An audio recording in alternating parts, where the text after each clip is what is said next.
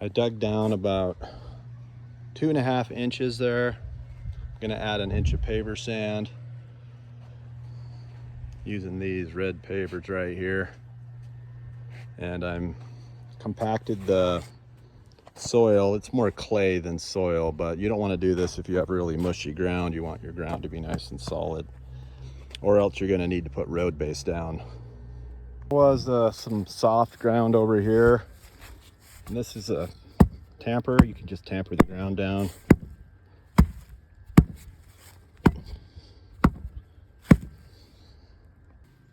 Okay, so put some landscaping cloth down. This is the stuff. It's like a heavy duty kind, but I guess you could use the Walmart cheap kind, but this stuff does work better. Keeps more weeds out longer. Anyways, put that down next over your flat, hard ground. Okay, this PVC pipe is 1 inch thick. I want the sand to be an inch thick. We're gonna lay the sand out, and then I got a board back here, and I'm just gonna scrape it so it's all one inch deep. Okay, I got my board now, and I'm just pulling that sand back. I only need it 1 inch thick.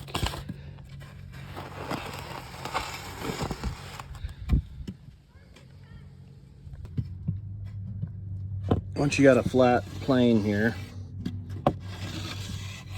then you can pull these back and then just fill that up with sand, just a little bit.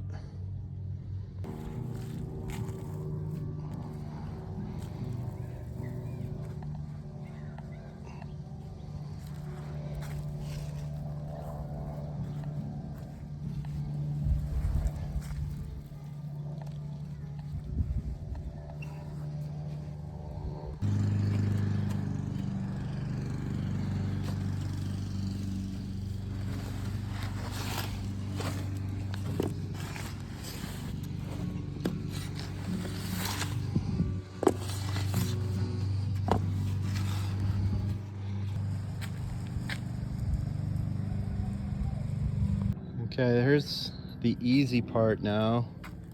Once you have everything super flat, all you need to do is lay the pavers down. You don't have to do any leveling, everything's all level. And I have 3 feet in between here. And then I'll do these straight, and then I'm gonna do these diagonal. Okay, now I'm just putting my border in. Put your border in next, and usually these are the big stones, and the border are the smaller stones. So I got a border over here too. You want to put a straight board alongside those bricks so everything's nice and straight. Put a border here, and then I got a little border right there as well. I got a 45 square in here because I want to do diagonal larger bricks in between the two borders. And it's smart to start your pattern like this. Just if you have a straight line and you want to do the diagonal, just do the diagonal along the straight line first so that it touches everywhere, and then you can just go crazy and fill it all in, except the pieces that need to be cut. Cutting these bricks, that one and that one and that one's been really easy because you just get an entire brick and you cut it in half.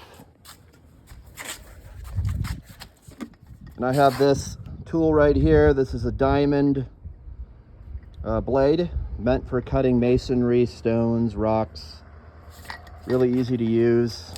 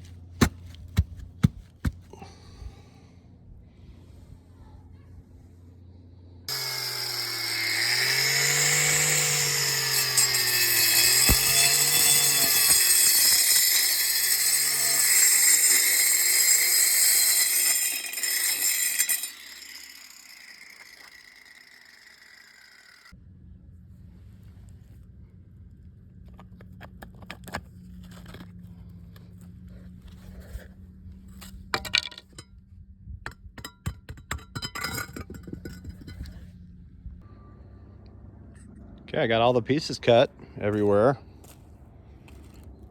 Got my border done, and there's one last thing I got to do. I did already sweep everything, and now once it's all swept and clean, I'm going to be putting some polymeric sand in the joints, and the polymeric sand is going to fall within the joints and kind of hold everything together, and fill in any voids.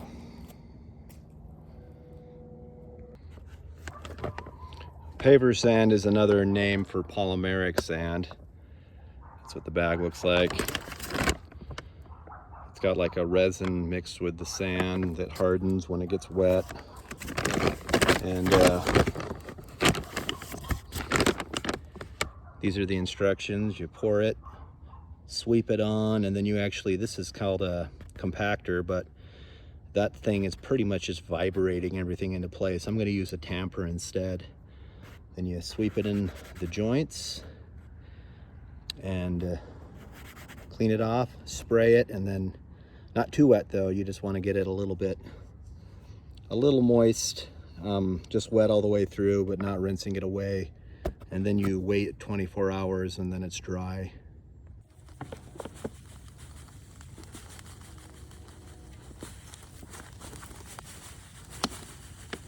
I'm gonna fill up some of those joints. That'll help hold them in place.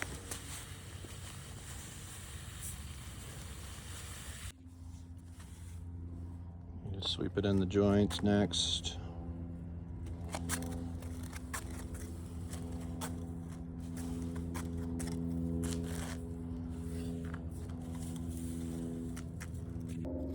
It's important to remember also that this polymeric sand gets in the joints so that mud and dirt in the future cannot. And then when mud and dirt get in the joints, and then plants and weeds have a chance to grow. So essentially this is preventing weed growth as well. I'm noticing one last other thing as well from putting the sand in. Before, when I'd step on these bricks, I would feel some movement, and now I'm not feeling any movement. And after I tamper the sand in, I'm sure it's going to feel even more stable. Lots of really good benefits from this sand, polymeric sand. They call it that because there's a polymer, which is like a glue, in the sand. And you just need to hit it with some water, and then it gets hard and ready to go. Okay, I'm about ready to start tampering. This is a tamper tool. And instead of that machine you saw on the instructions on that bag, I'm going to use this because I don't have one of those compactor machines. I just have this tampering tool. But you don't want to sweep up all the sand already. You want to leave some around, because when you hit it like this, sand will fall into the joints, and you're going to need to sweep more sand into the joints. Do that a couple times, and then you can fully sweep up the sand, if that makes sense. Okay, I swept up everything, and now I just got to get the sand a little bit wet.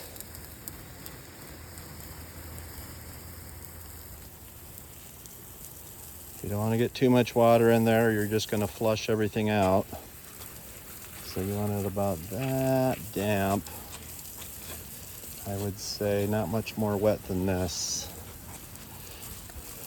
Right about there. Just fully saturated, but not oversaturated, not like puddly, right?